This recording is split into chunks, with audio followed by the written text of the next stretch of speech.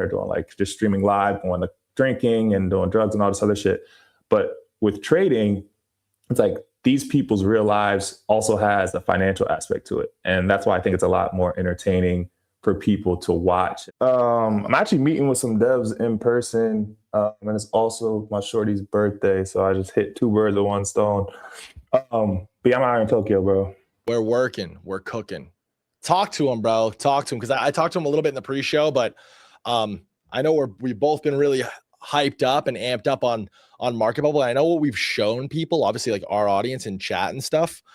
Shout out chat, obviously, is familiar with us as just like this one-off show, but we have much bigger plans than this, right? Much bigger plans than this.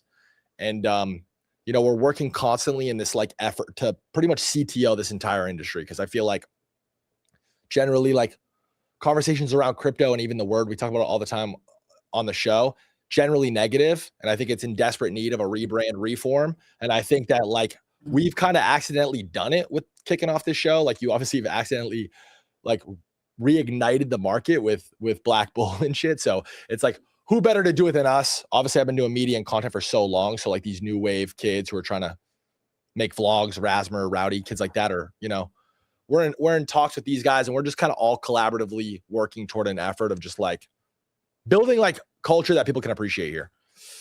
I know. Yeah, I'm super excited, bro. I mean, I feel like crypto over the past few years, like there's been so many success stories that haven't been highlighted enough from everybody. Like a lot of the traders in the trenches, people don't know that there are kids right now who like taught themselves how to trade and spun up like $1,000 balances into millions, which is crazy.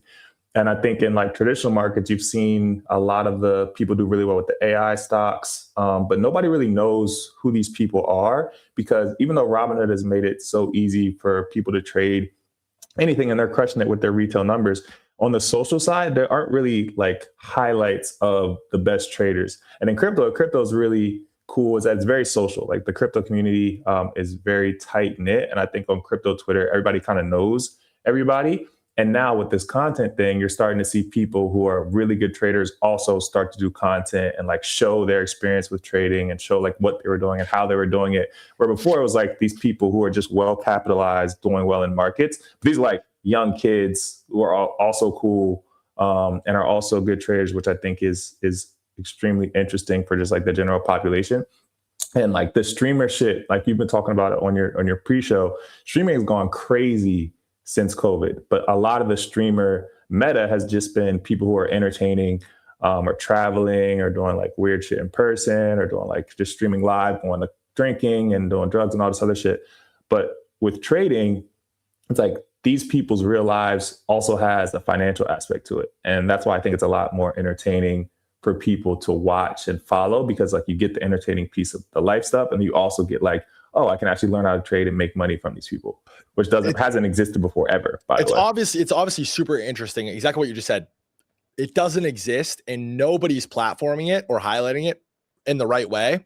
You're starting to see now like Rasmer share his lifestyle a bit. Guys like Rowdy and Sentos share their lifestyles a bit. Obviously TJR, big lifestyle, you know, short form thing. But I feel like what like the industry and guys like that are missing is like properly articulating and telling the story, like the come up. Like, how did this happen? Walk us through this. How does your family feel about this? Where were you before this? You know, get into the explicit details. Like Cupsy's fucking all-time earnings on chain in the last 2 years is like, you know, $20-30 million. Yeah, for real. Cupsy that goated, bro? I didn't even know that. It's insane, brother. It's absolutely insane. Rowdy's up there too, flipping profits like these guys. Obviously, Kimchi.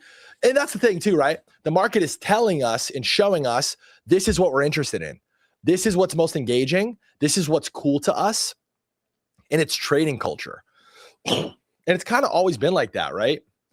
Like guys like Kobe, guys like you guys blew up in the first place and have these big brands and are like the biggest people in CT and in crypto. Yeah, you guys were a bit early in that regard and like building brands and identities in it, but you guys are good traders and successful traders. And that's what it's always been. So I don't know, we've been obsessed with it. We've been talking a lot about it and how to like properly just articulate the shit in content and work with these talents and work with these products and brands and stuff.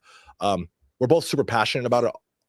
obviously it's kind of always been the role you've played, Z, and we're gonna get into it. Like, you really are like the signal. And Rasmer had a cool take. I don't know if you've seen this because I know you've been on vacation and stuff, but we're gonna get into it. Before we do, sorry, I apologize. I need to just pick